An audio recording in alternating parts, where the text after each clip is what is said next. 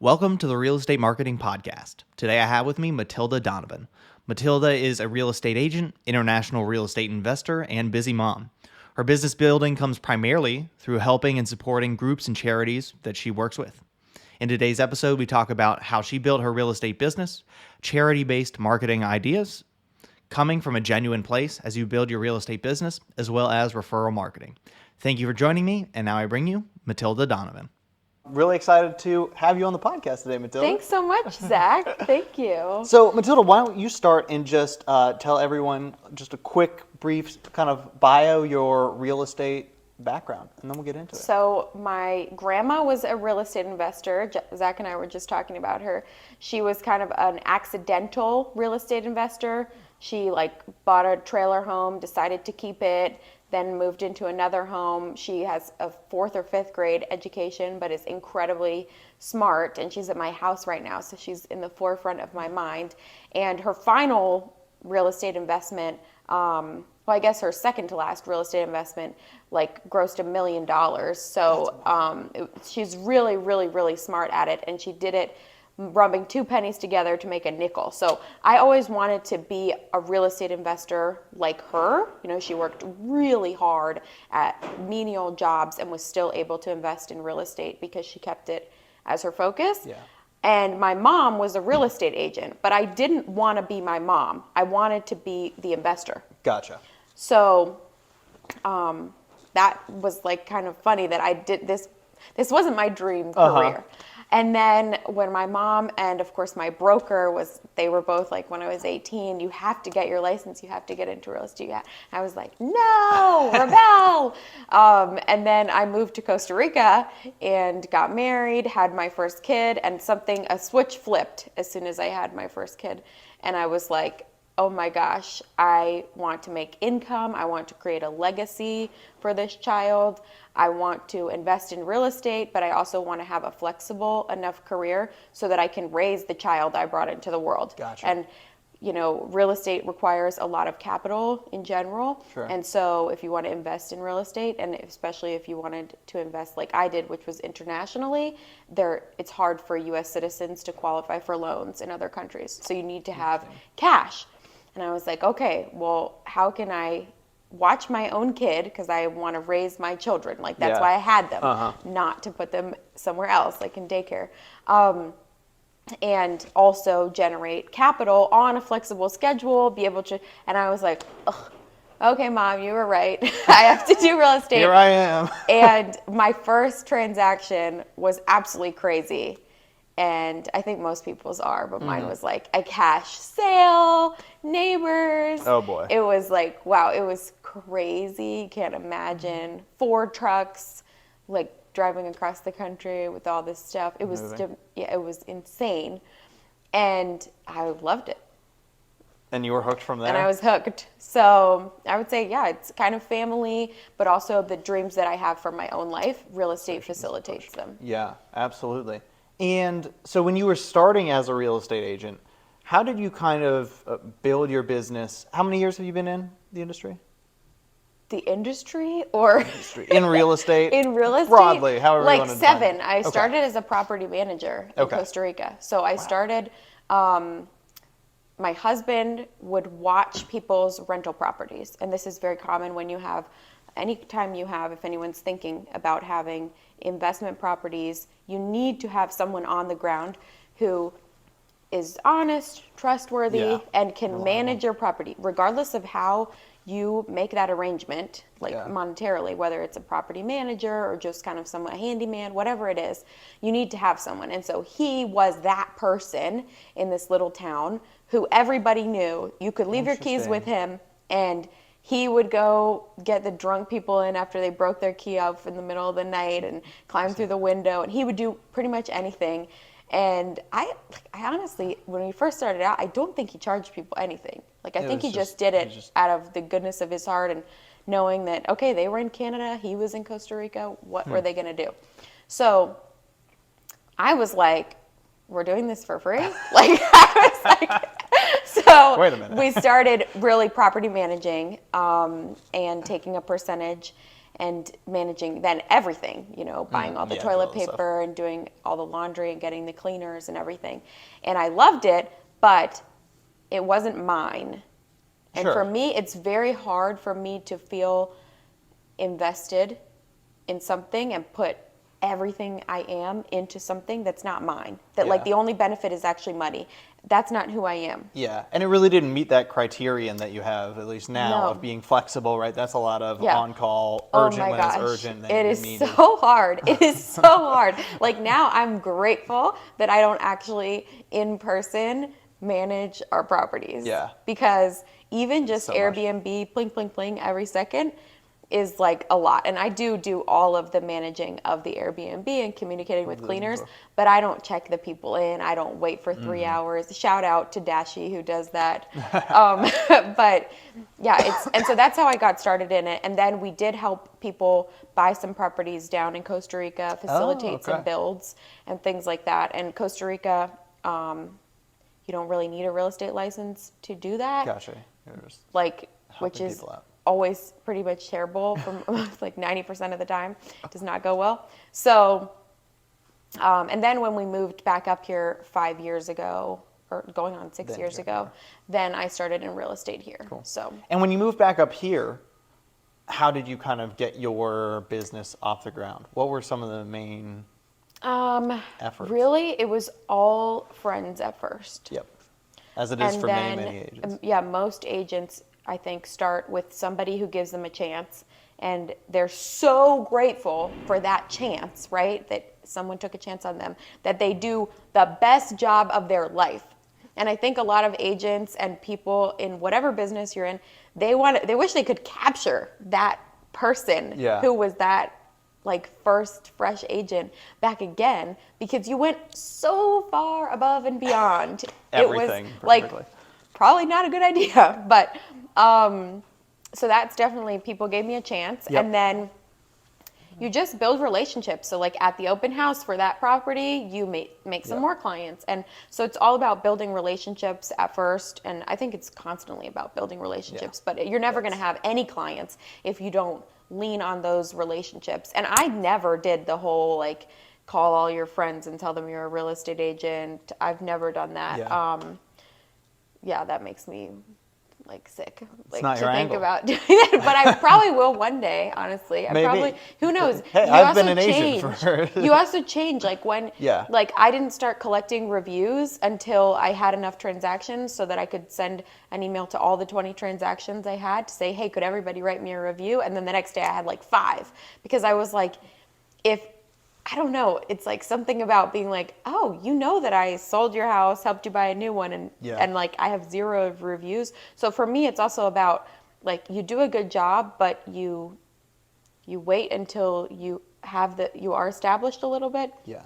And so you're able to not like burn your business by saying like, oh yeah, you're my first client, They all come in at once and no one's certain who's who. It's like kind of, a lot of people gave me a chance and I did a super good job. And so I think that's what it takes.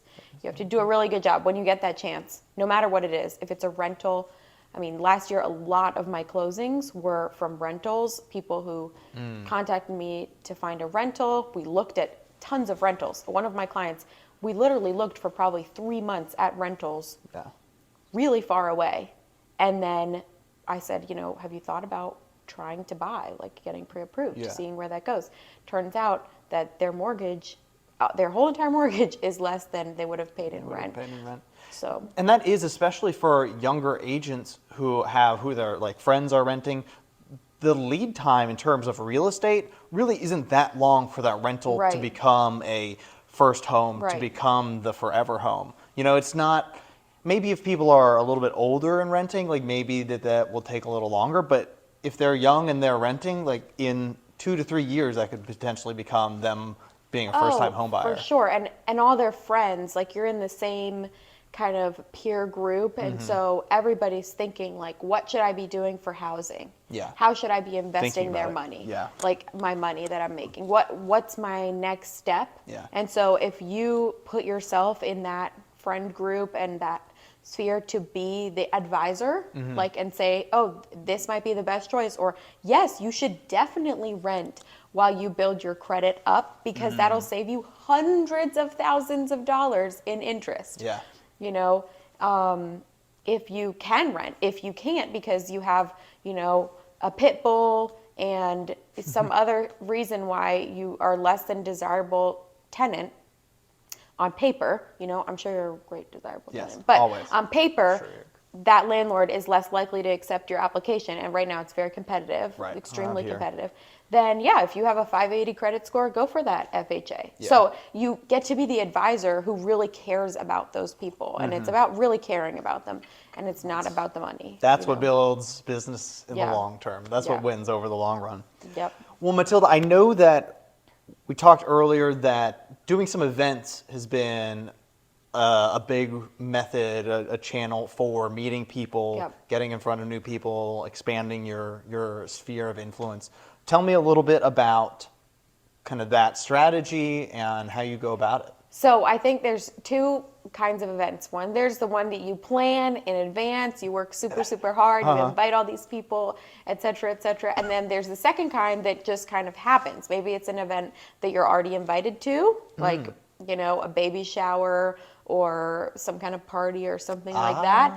And so for me, any time that you have a lot of people, like I'm an extrovert, like I get all of my energy from other people. So people say to me all the time, like, how do you have so much energy? I'm like, it's only because I'm right here with you. Like when I'm at home, I have no energy. Collapse. It's just like until someone like rings the doorbell, and then I'm like, yay, immediately. So if you're at an event, any kind of event, whether you planned it or it's someone else's or something, then use that to speak to people and share your passion for real estate.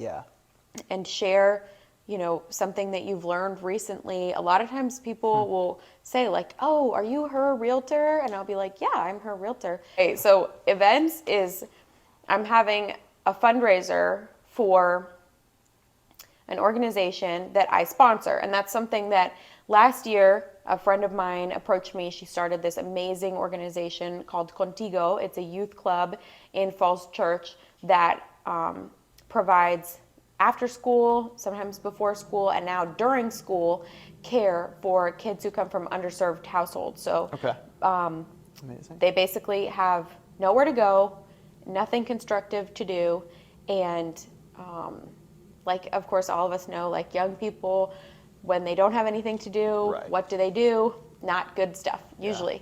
And so she decided like that this was a huge need that she could fill after many years in other nonprofit sectors. And so she came in here to the office and we talked right here about how I could help her with that and what that looked like for me. And I said, well, pretty much anything I can do, I would love to. She's like, well, we need t-shirts. I'm like, okay, here, let's buy some t-shirts. She put my logo on the back of them. So now there's like 200 kids running around with my logo in front of her on the back. And for me, it wasn't about like the reciprocity that she gave back, also sharing. It's like, I'm really passionate about this organization. It helps a population that I super care about, and it's Spanish English language, and my family is Latin American. I'm not Latin American, but my family is Latin American. I'm married into a Latino family, and we have variety of immigration statuses within that family. And so for me, I'm like really passionate about helping that population right here in Northern Virginia. And so that I was like, wow, these kids are here. They, need help. And so a couple weeks ago, she called me and said, hey, we need Chromebooks because a lot of kids are doing their schoolwork at the after school and they don't have any kind of device.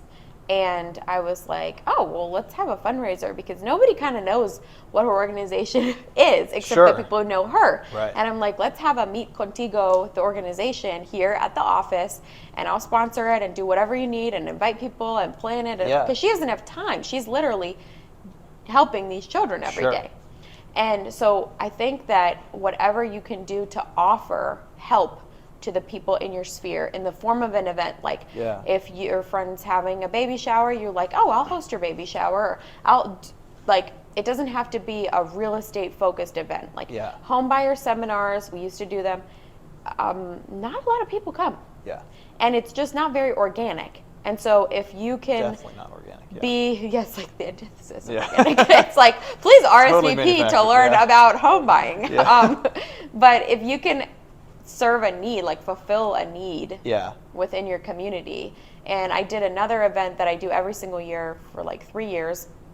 I used to have it in my basement. Now I have it at the office.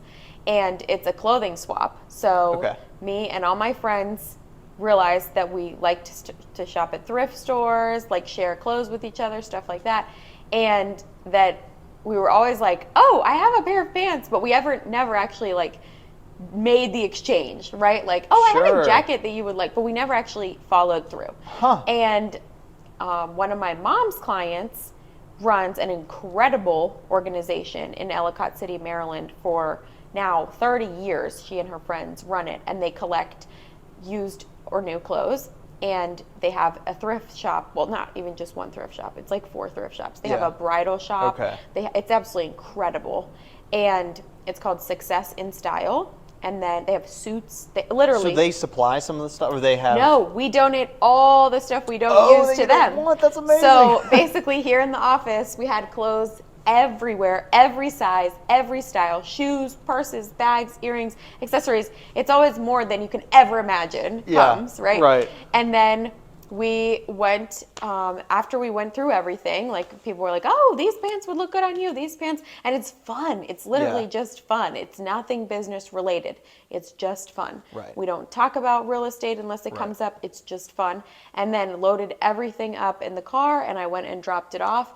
And they sell those clothes, and then the proceeds go for suits and wardrobes and styling and career counseling for formerly incarcerated men and women. Amazing. And people who are in like Job Corps and things like that, or get their GED and now have job interviews and need Yeah. clothes. And it's like the most incredible. It's in the old mill in Ellicott City. Okay. It's absolutely beautiful.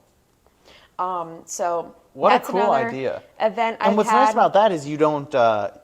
You can set those whenever you want, right? Right. That could be a That's- regularly scheduled thing. For me, for it to work, it has Yeah. to be like whenever I squeeze it into my calendar. Gotcha, So yeah. I'm not a routine person. I'm not a, like But quarterly yeah. this. I'm like sprinkle it in whenever it feels right, or whenever I tell someone like, oh, we have to have another clothing swap, and then Yeah. they're like, yes, Or the we do. changing of the Invite seasons. me or something like that. That is such a great idea. Yeah. So it was super fun. And for me, if I'm not going to have, to be honest, an event that is not for somebody else. Like, it's just not my style. I'm not going to care about it unless it's for someone else. Yeah. And the other thing for like real estate specific events like buyers is because people buy homes so rarely, right? If it's once every 10 years, then it really is for a very, very, very narrow, tiny Right. subgroup of people. But everyone needs clothes, right? Right. Or a lot of people want to get rid of clothes. So that And just is hanging has out, a way like, broader. And it's just social. People just want they don't social. Feel sold. Post-COVID, I think that people are yearning for connection Yeah. and like going places with people. Yeah. We spent so long not celebrating birthdays, not having parties and events, that now it's like a wedding. I actually have a friend the other day who she invited like 150 people to her wedding. 80 people RSVP'd yes, and 120 people showed up at the wedding. Like, when have you ever heard about that? That Wait, what? like more than yes, because people brought other people. I my mean, it's gosh. like every bride's nightmare, right, Zach? Because you're about to get married. Like, it's every bride's nightmare. But they made it work. Everything could stretch, Yeah. and more people danced because Right. there weren't as many chairs. It was more fun. But people want to go to things, and yeah. people want to connect, and go out to restaurants and like do things with Yeah. their friends. Are there any other events that you've held or So- you've seen other people hold that you were like, that I was really have a effective, really fun? good friend, my best friend. She's the president of the Greater Alexandria chapter of the National Federation of the Blind. And she's absolutely incredible, and she is like the organizer, the planner, she's amazing at it. And they had a Latin night at the Virginia convention of the National Federation of the Blind. And it was like the most fun I've ever had. It was so fun. And so she told me, she's like, can you come and serve tacos? Because they had a taco bar and serve tacos. And so I came and I got my husband to come, and we had so much fun at it. And I met so many people that the treasurer invited me to sponsor this chapter. And so what that means is that if I give them a monthly donation, which I'm passionate about their organization anyway, so I'm glad to do it. It's like a blessing. Like, I feel honored to have been invited. And then 2, they refer the home buyers in their network to me, and for every referral that they send me, I give a donation as a form of a % of that commission back to that organization. And so we've already worked with 2 buyers in the last week from that organization.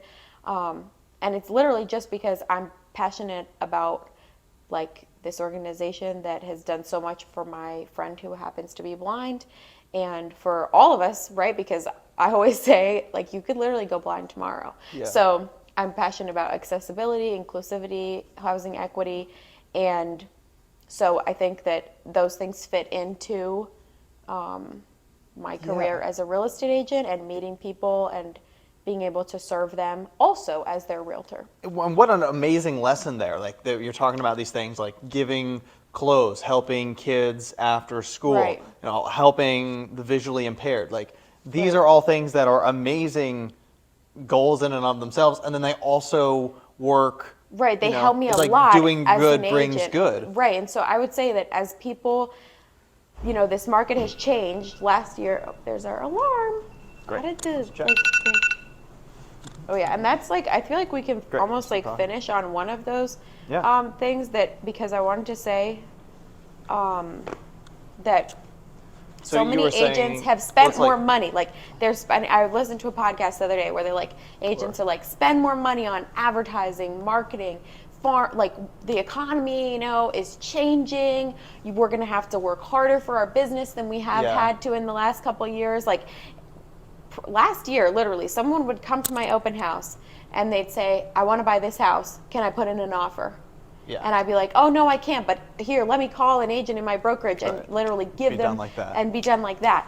And it was moving so fast that you didn't have to work hard to get the clients, right? Sure.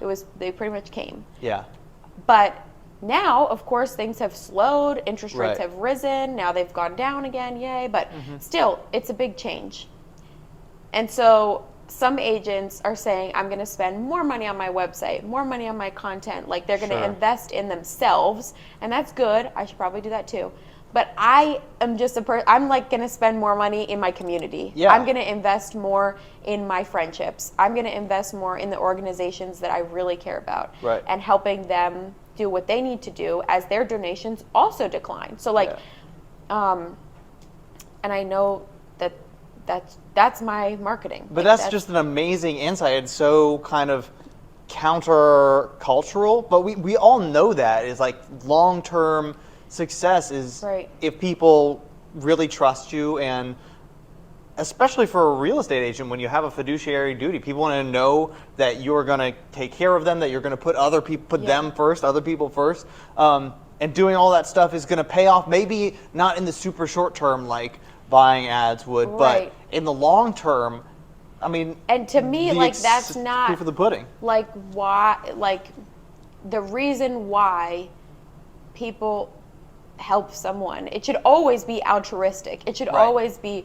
for the good of the other. And the fact that they also like want to return the favor to me and use me as their real estate agent is like just a blessing. It's an honor. It's like, oh, thank you so much. I really appreciate it. But there's never any pressure for that kind of reciprocity. Otherwise, it wouldn't be genuine. Yeah, and people smell that from a mile away. But just focus on what you love, on whatever you're passionate about, whatever causes matter to you. And whatever someone in your sphere, someone will say like, oh, there's this need.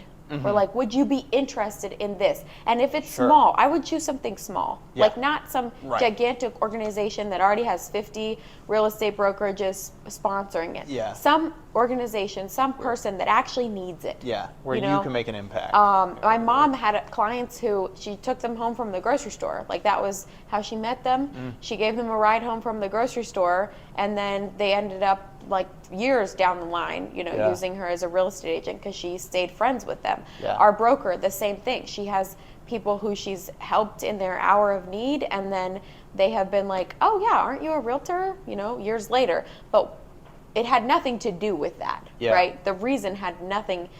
If you help people, people will remember you and then want to support your business as well. Totally. That's not, but I would say that supporting a charity, pick some kind of organization that moves you.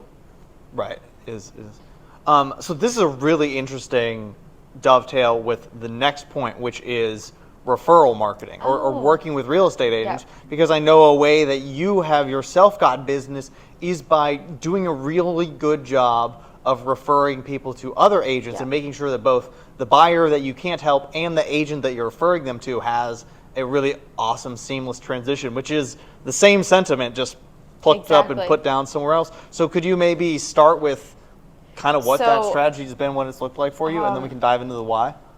As you're kind of becoming a real estate personality, right? Like that everyone knows that you're a real estate agent and that you're an expert in your field, whatever that field is. Then they'll be like, oh, I'm buying a house in Tennessee. And what do you think about such and such property? Or it'll be very organic, the conversation.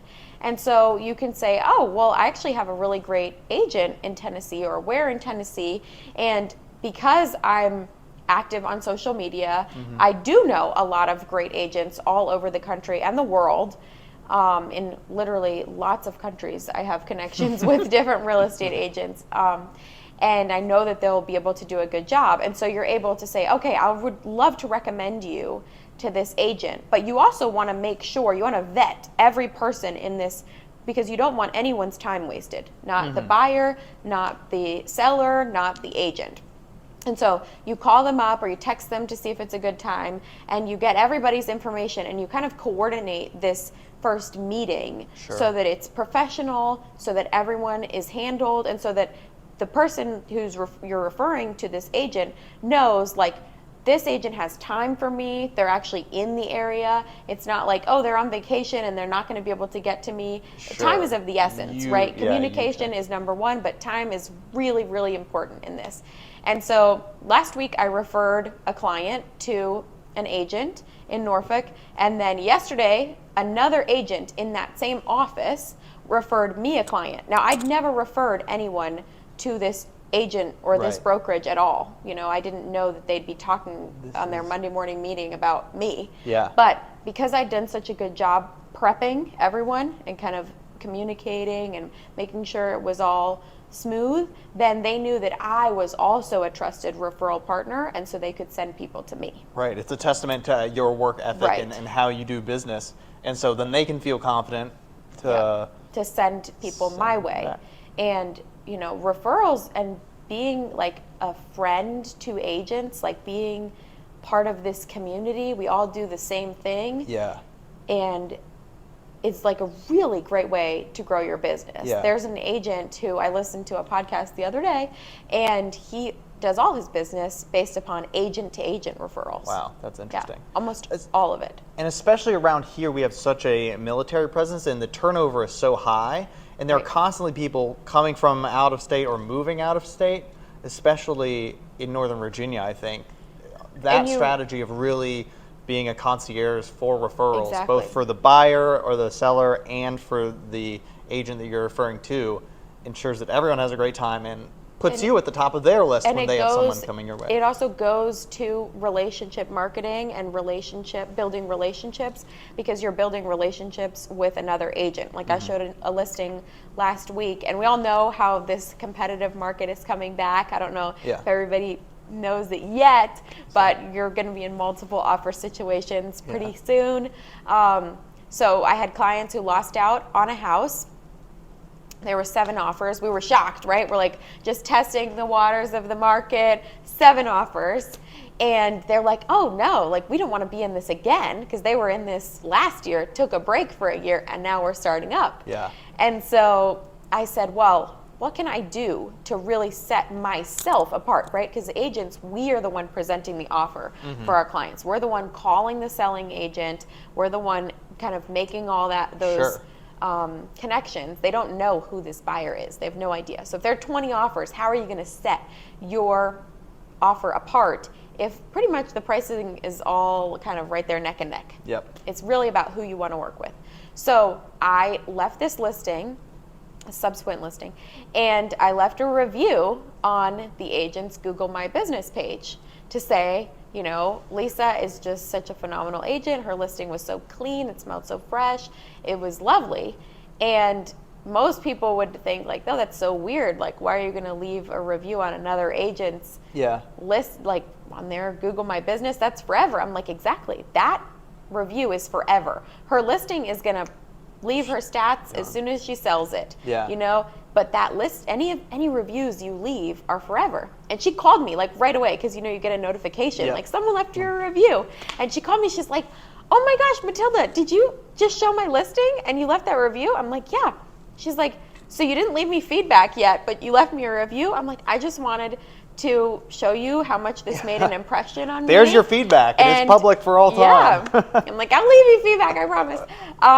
But it made an impression on her. And so then if my clients decide to put in an offer, then my name is in her memory because I left her a review. And so that is something that I'm going to focus on this year, is kind of building relationships with my fellow realtors, like going to their brokers open. I went to a brokers open in December in the rain. It was like the worst weather ever.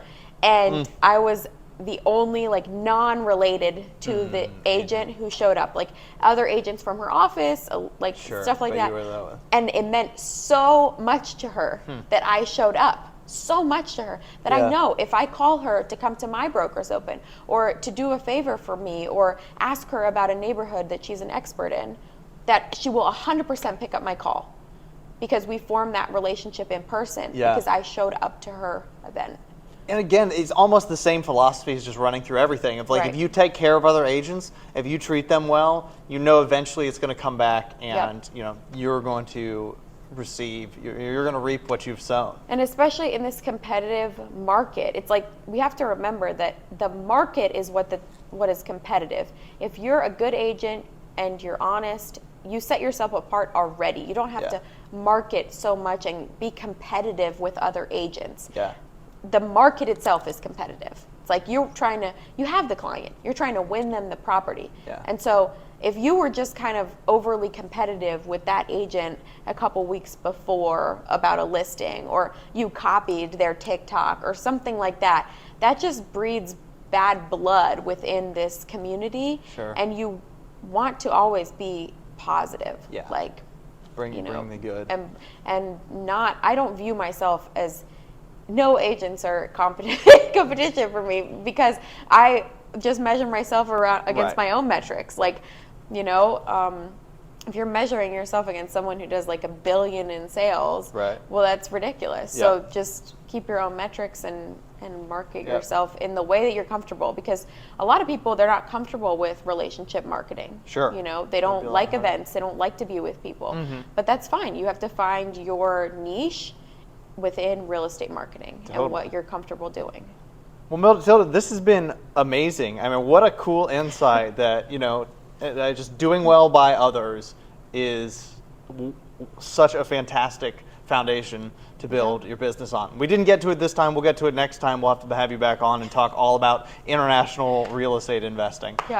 But thanks so much for your time. Tell me, where can people find you if they want to find you on the internet? My website is matildadonovan.com. My Instagram is @MatildaDonovan. My Facebook is Matilda Donovan.